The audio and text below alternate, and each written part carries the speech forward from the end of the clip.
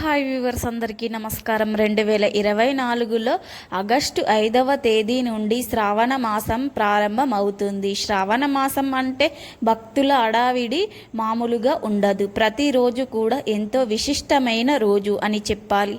శ్రావణ మాసంలో వ్రతం లేని రోజు ఉండదు. ప్రతి వారం, ప్రతి పవిత్రమైన ప్రతి తిథి విశేషమైనది. ఈ నెలలో అనుక్షణం భగవంతుని చింతన తప్పదు. మరి ఒక్కటి ఉండదు. వరలక్ష్మి, మంగళగౌరి వ్రతం, శ్రావణ మాస వ్రతం, శివ వ్రతం, నరసింహ వ్రతం, ఆంజనేయ వ్రతం, ఇలా వివిధ తిథి వారాల్లో నెల పొడవుగా నిత్యం ఏదో ఒక వ్రతం ఉంటుంది. ఈ వ్రతాల ఉద్దేశం పరమార్థక చింతన, దేవునిపై భక్తి విశ్వాసాలు ఏర్పడే ఉద్దేశంతో ఇలా వ్రతాలు ఏర్పాటు చేస్తారు. వివిధ రకాల గురించి వివరించిన పరమేశ్వరుడు ఈ శ్రావణ మాసం గురించి నేను చెప్పడం లేదు, ఈ విషయాలన్నీ సత్యాలు అని పేర్కొన్నాడు. అందుకే శ్రావణ మాసం కన్నా గొప్ప నెల లేదంటాడు. శ్రావణ మాసం కోరికలు తీర్చుకునే మోక్షాన్ని కూడా ప్రసాదిస్తుంది.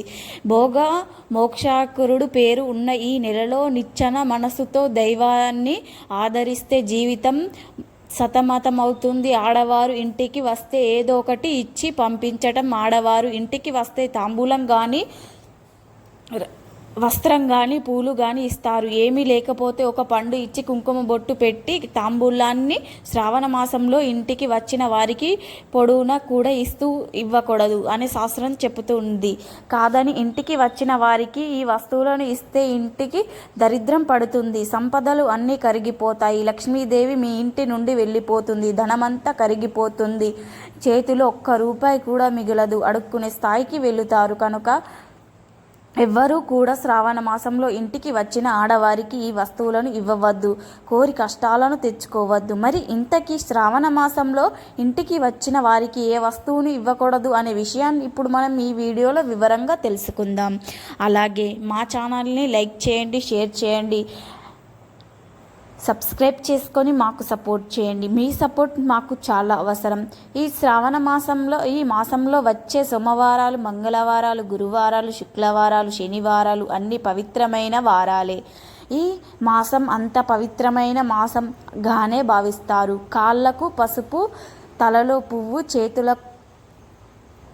చేతులతో తోరణాలు, కొత్త చీరలు, పట్టు చీరలతో ప్రకృతి అంతా కూడా ఈ మాసంలో శోభమాసంగా కనబడుతుంది. కొత్త బంగారు నగలు, గాజులు ధరిస్తారు. ఏ ఇంట చూసినా పండుగ వాతావరణమే కనబడుతుంది. ఏ నోట విన్నా మంచి మాటలే వినబడతాయి. ప్రతి ఇల్లు కలకలలాడిపోతూ ఉంటుంది.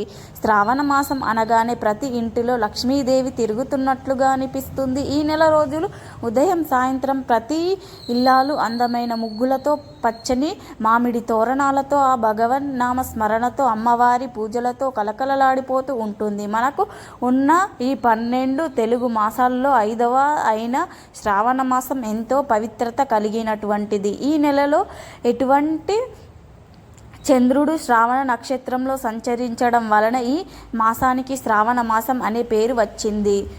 భార్య లక్ష్మీదేవి ఈ మాసం అంటే మహాప్రీతికరం. మహావిష్ణువు జన్మనిచ్చిన శ్రావణ నక్షత్రం కావటం అటువంటి పేరు ఏర్పడిన శ్రావణ మాసం మహావిష్ణువు పూజకు ఎంతో ఉత్కంఠమైనది. ఏ మాసంలోనైనా పూజలు చేస్తారు. ఎన్నో శుభకార్యాలు, పెళ్ళిళ్ళు, వ్యాపారాలు, మంచి పనులు అన్నీ కూడా ఈ నెలలో చేయటం వలన శుభ ఫలితాలు ఇస్తాయి. ఈ నెలలో అనేక వ్రతాలు చేస్తారు. ఇది శ్రావణ మాసం శివుడికి చాలా ఇష్టం కనుక లక్ష్మీదేవితో పాటు శివుణ్ణి కూడా పూజించవచ్చు. ఇది ప్రకృతి మలకర ఆనందన పరిచే మాసం. శ్రావణ మాసానికి అత్యంత విశేషాలు ఎన్నో ఉన్నాయి. శ్రావణ మాసంలో నోములు, వ్రతాలు వివరంగా జరుపుకుంటారు. వాయనాలతో లెక్కెత్తిన ఇచ్చిన పుచ్చుకుంటారు. వ్రతాలు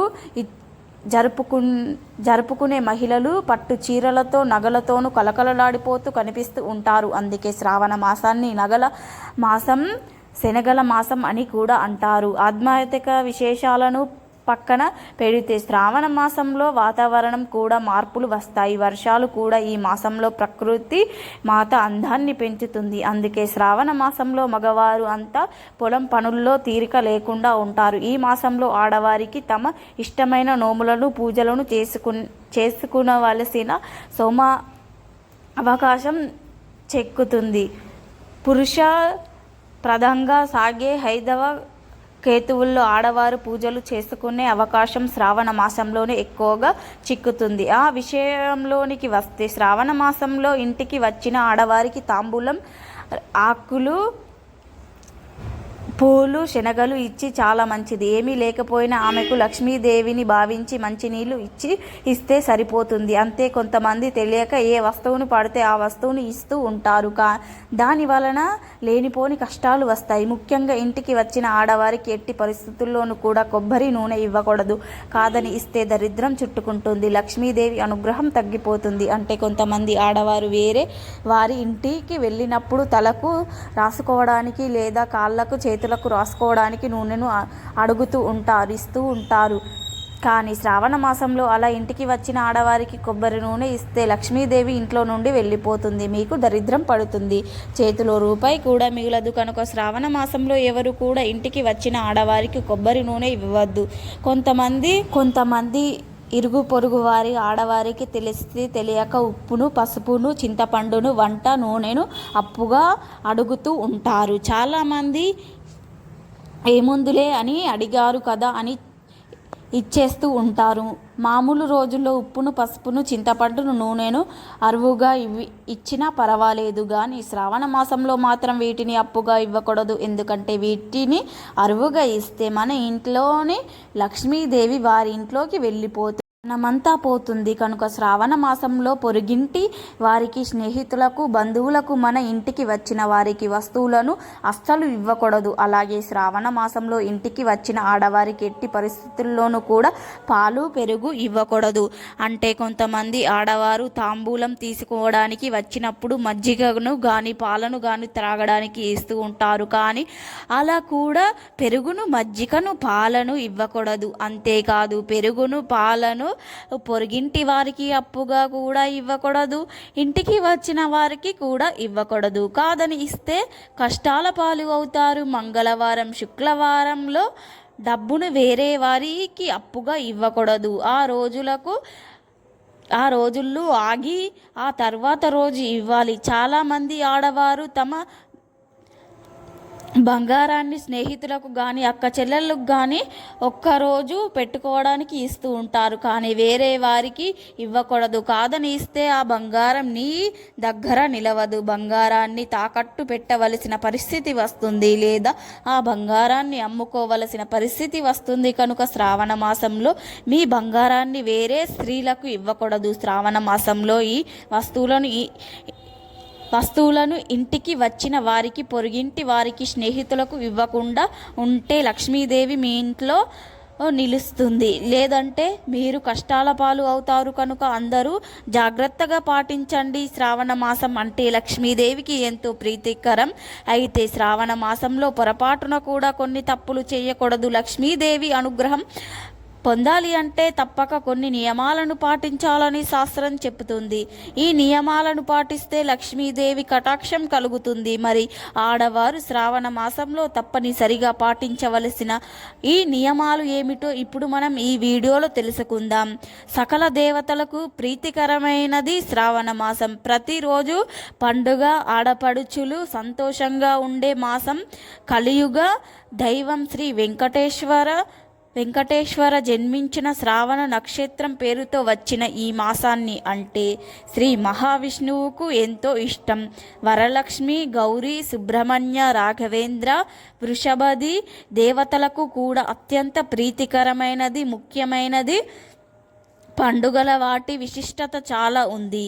లక్ష్మీదేవికి ఇష్టమైన ఈ నెలలో రోజంతా ఉదయం, సాయంత్రం మహిళలు దీపారాధన చేస్తే దీర్ఘ సుమంగళి యోగం, అష్టైశ్వర్యాలు సిద్ధిస్తాయని నమ్ముతారు. తిథులతో సంబంధం లేకుండా అష్టమి, నవమి, అమావాస్య రోజుల్లో కూడా పండుగలు, పూజలు చేస్తే అత్యంత శుభప్రదమైన మాసం ఇదే. శ్రావణ మాసం అంటే శుభ మాసం. దీనినే నభో మాసం అని కూడా అంటారు. ఆకాశం అని అర్థం.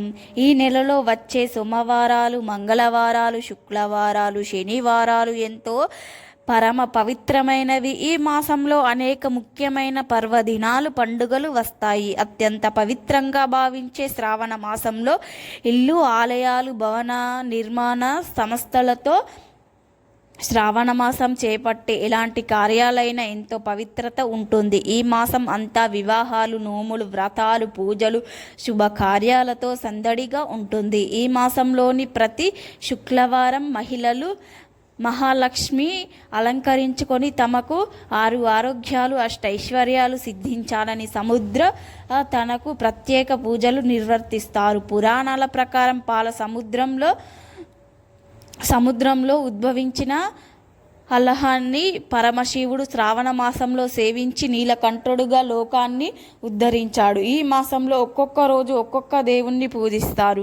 సోమవారాల్లో శివుణ్ణి అభిషేకాలు, మంగళవారం గౌరీ వ్రతం, బుధవారం వీటముకి పూజలు, గురువారం గురు దేవుడికి ఆరాధన, శుక్రవారం లక్ష్మీ తులసి పూజలు, శనివారం హనుమంతుడు, వెంకటేశ్వరుని, శనీశ్వరుడికి ప్రత్యేక పూజలు చేస్తారు. వీటితో పాటు గరుడ పంచమి, పుత్ర ఏకాదశి, వరలక్ష్మి వ్రతం, రాఖీ పౌర్ణమి, వృషభ పంచమి, గోవచక బహుళ శీలత పంచమి, శ్రీకృష్ణాష్టమి, పోలల అమావాస్య లాంటి పండుగలు ఈ మాసంలోనే వస్తాయి. శివుడికి శ్రావణ మాసం అత్యంత ప్రీతికరమైనది. ఈ మాసంలో వచ్చే సోమవారం నాడు ఆవు పాలు, పెరుగు, చక్కెర, నెయ్యి లాంటివి పంచామృతాలతో శివుడికి అభిషేకం చేస్తే సకల శుభాలు కలుగుతాయి. భక్తుల నమ్మకం. విల్వ పత్రాలు, ఉమ్మెత్త, కలువ, తుమ్మ లాంటివి ఇష్టమైన పుష్పాలతో ఈశ్వరాధారణ చేస్తారు. శ్రావణం చంద్రుడి మాసం కూడా. చంద్రుడు మన కారకుడు, అంటే సంపూర్ణంగా మనసు మీద ప్రభావం చూపే మాసం. ఈ శ్రావణ మాసం ఏ మాసంలో రవి సంచరించే నక్షత్రాల ప్రభావం చంద్రుని మూలంగానే మన మీద ప్రభావం చూపుతుంది. చంద్రుణ్ణి చూసారు నుంచి జరగబోయేది కలిగి ఉంటుంది. పండుగలను ఆచరించి పెద్దలు నియమాలు పెట్టారు. మనకు మీద మంచి ప్రభావం ప్రసరించి పరమార్థం వైపు వెళ్ళమని మానసిక శాంతి పొందడానికి, ప్రకృతి వల్ల కలిగే అనారోగ్యాల నుంచి తప్పించుకోవడానికి, మంచి ఆరోగ్యాన్ని పొందటమే శ్రావణ మాసం వచ్చే పండుగల్లోని ఆచారాల ముఖ్య ఉద్దేశం. శ్రావణ మాసంలో వచ్చే వరలక్ష్మి వ్రతం స్త్రీలందరికీ ప్రీతికరమైనది. శ్రావణ మాస శుద్ధ పౌర్ణమికి ముందు వచ్చే శుక్రవారం నాడు వరలక్ష్మి వ్రతం చేస్తారు. ఈ మాసంలో వరలక్ష్మి వ్రతం చేసుకుంటే లక్ష్మీదేవి స్త్రీలకు సర్వ సౌభాగ్యాలు, పసుపు కుంకుమలు అనుగ్రహిస్తుందని నమ్మకం. లక్ష్మీదేవి ఐశ్వర్య దేవత. లక్ష్మీదేవిని 8 రూపాలతో ఆది లక్ష్మి, ధనలక్ష్మి, ధైర్యలక్ష్మి, గజలక్ష్మి, సంతానలక్ష్మి, విజయలక్ష్మి, విద్యలక్ష్మి మరియు ధనలక్ష్మి ఇలా అష్టలక్ష్ములుగా కొలుస్తాము. మరి తెలుసుకున్నారు కదా. ఈ శ్రావణ మాసంలో ఈ కొన్ని నియమాలను పాటించి సంతోషంగా జీవించండి. మా వీడియో నచ్చితే లైక్ చేయండి, షేర్ చేయండి, అలాగే మా ఛానల్ని సబ్స్క్రైబ్ చేసుకోండి. మీ అందరికీ ధన్యవాదాలు.